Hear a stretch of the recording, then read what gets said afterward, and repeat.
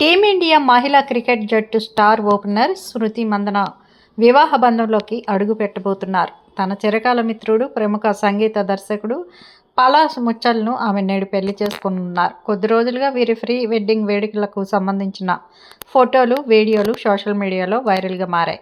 తాజాగా స్మృతి పలాస్ల సంగీత్ వేడుకకు సంబంధించిన వీడియో ఒకటి నెటిజన్లను ఎంతగానో ఆకట్టుకుంటోంది.